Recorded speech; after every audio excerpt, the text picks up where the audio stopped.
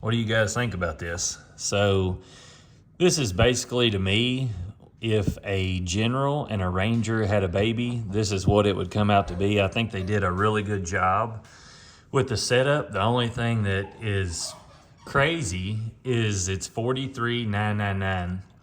Now, this is the highest end model of the Xpedition in the regular version. They have an Outlander version that has the rear package on it, which isn't anything I would be interested in, but this I'm very interested in. I wanted to compare the Trail Boss and what we have now with this. I know a lot of people buy the Ranger Northstars. I know they buy the Can-Am Defenders, and they put either long travel or they put some kind of suspension setup, which is what this has from the factory. This has Fox shocks. Now, what's crazy about this is this has 14 inches of ground clearance. Now, we own a Can-Am Defender Limited Lone Star 2023. We've had a 2022 Northstar Ultimate, and we've had many others if you guys have been watching the channel. So this is something that takes it, to me, if you're riding hardcore trails and you want to take your family that is probably 4 and up, this is probably going to be excellent. And the reason I say that is because it's a 5-seater. So you have the 2 front seats that are for you and your wife, and then you can put the kids in the back. Now, I don't think this is going to be great for babies. I'm not 100% sure. Maybe in the front seat, just like the Defender and the Ranger, maybe you can put a car seat in there. But for me, what is absolutely a high-end upgrade. So if you're looking at this and you're looking at the Northstar and you're looking at the Defender, because that's the only 3 cab models that are pure sport that you can actually go out to the dunes or do other things with. It's not like a Kubota or John Deere that just doesn't have the power as these do. Now, what this has is 114 horse. That is roughly 20 more horse or 30 more horse, depending on how you look at it, than what it's roughly 30 more than either the Defender or the Ranger. Not only that, but neither the Defender or the Ranger has very good shocks. I mean, the new Defender has excellent ride quality compared to anything before it. It rides better than the new Rangers. It comes with 30-inch tires. This comes with 30-inch tires, but none of them come with shocks that have the piggyback system on this.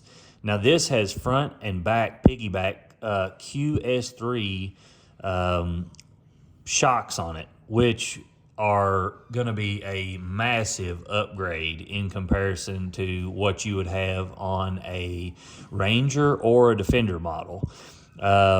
Also, something that you don't even have anywhere near the ability is this claims to have 20 inches of wheel travel. If we go down here and look at the specs, it's 64 inches wide, and it says it has 20 inches of usable wheel travel. That is by far way, way above anything that a Ranger or a Defender has. Their travel is 10 to 12 inches. So that's the span that this tire can actually move up and down in that wheel well. So on a Ranger or Defender, your tire can move 10 inches, so basically down and up. Now this has 20. So not only is your ride quality going to be excellent on this, but you're going to have a better ability to not flip over. The Ranger and the Defenders are very top heavy. So this is going to be huge for people that are taking these on wide trails. And this is kind of where everybody's been trying to get to. They've been trying to get to this type of side-by-side with a Defender or a Ranger, because everybody wants the heat and air. Once you get used to the heat and air and having that, it's like being an Amish and using electricity. It'd be hard to go back to not having it. And I deal with a lot of Amish, so I kind of know how that is. But some of you will find that funny. The only thing, well, there's two things that I see that are huge downfalls to this in comparison to the Defender. Well, really three. The visibility. If you can see how wide this gap is here, and then this is going to be a huge blind spot here. I mean, a massive, massive blind spot. Also in this region.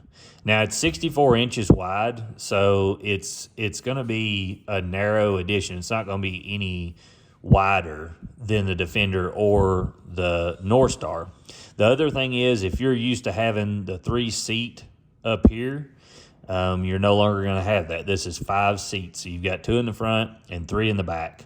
But they are much better seats than anything in the Ranger. Now, the Defender has excellent seats, but I truly think that this will have better seats, but it's going to be more of a relaxed seating feel, kind of like the Razors. And if you've ever drove a General, they look identical to that to me. That's what it looks like, even the setup.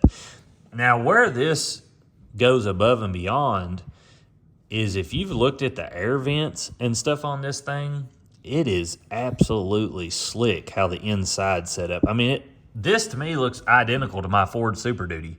The vents and everything on it and how this dash is, it just looks, to me, it reminds me of the Super Duty dash and stuff. Now on the 2020s, 2021s. But they've got a JBL audio system in this. I do not know if that's a sub, 4 speakers, or how that setup is. I would imagine it's with a subwoofer, but I'm not 100% sure. I haven't truly looked through all this down to a spec, but I just wanted to give people some thoughts on it and, just tell them what it had to do with the Ranger model and the Defender.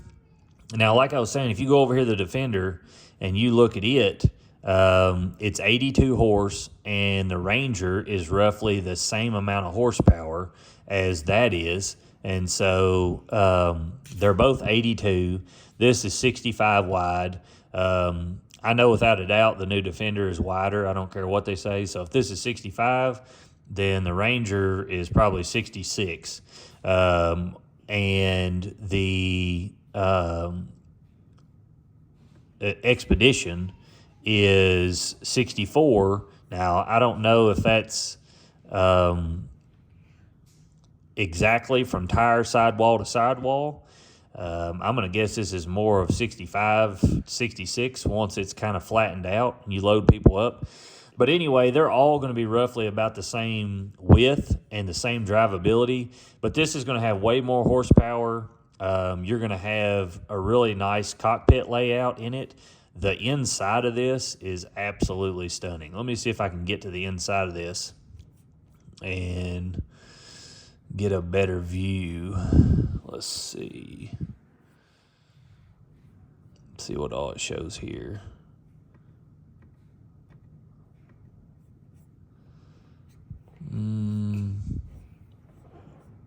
I seen some pictures earlier. I don't know why I'm not able to find them.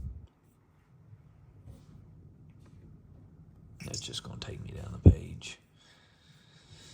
But anyway, there's plenty of video on this, but my thoughts are this is going to be oriented towards the hardcore riders if you can justify the price on it. Now, this is a Northstar version, so this is the highest end version of this. It's going to get cheaper as you go down. So if you get an Ultimate, you're looking at $31,999, which is, well, actually, let's go to 5-seater, $35,999. But this is not going to have air conditioning in it, nor is it going to have the windshield and stuff like that. So you have to add all that to it, and then you're still not going to have air. This is the way to go to me. We ride all the time with the heat and air on and use it year round. I love that this still has a bed in comparison to the Ranger and the Northstar, but this will travel, the shock package, and all the things that are added into it as far as the creature comforts.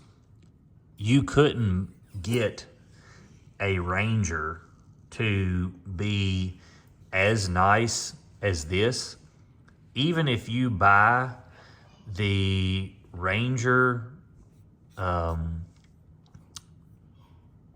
the Trail Boss edition, so if you go the 6-seater of it, you're looking at $37,699.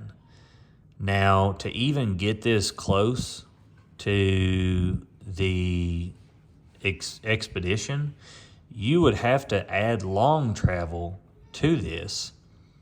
Then you would have to add a shock package, and that shock package that's on that other model will be at least $2,500 to $3,000, and then your long travel will be $1,000, and then you're going to be wider than what it is now.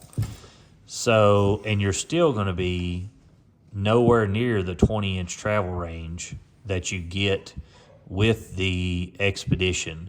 So if you're looking to do more than the normal trail riding and stuff, the Xpedition is going to be the way to go. It is a lot more money. You're looking at roughly $6,000 more dollars, but you're going to get a more trail-oriented side-by-side, and you're going to have more of a race package, because not only with this, you're not going to have the horsepower.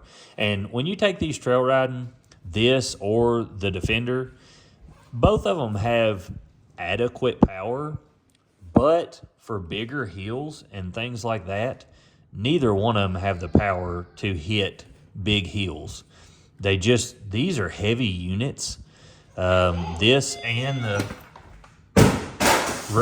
Defender are heavy units. So when you're trying to trail ride and you use one of these units, you'll notice that if you're used to like a Razor or a something of that nature, you're going to be missing the horsepower. So they're trying to blend that part in this to where you still got the horsepower, you've got the air conditioning, you've got all that. So just keep that in mind when you're looking at it. I know that price is insane, and they keep getting higher, but it looks like to me that they're trying to set it to where everything is in one and you're done, and people can finance it. Whereas if you buy a Defender or a Ranger, then you're going to have to buy your shocks, you're going to have to buy your suspension system and all that. I'm kind of curious to see how much bigger the brakes are, how much bigger all the components are, every bit of that in comparison with this, the Defender, and the Ranger. We absolutely love our 2023 Defender, and I may have ordered one of these, so you guys will just have to wait and see.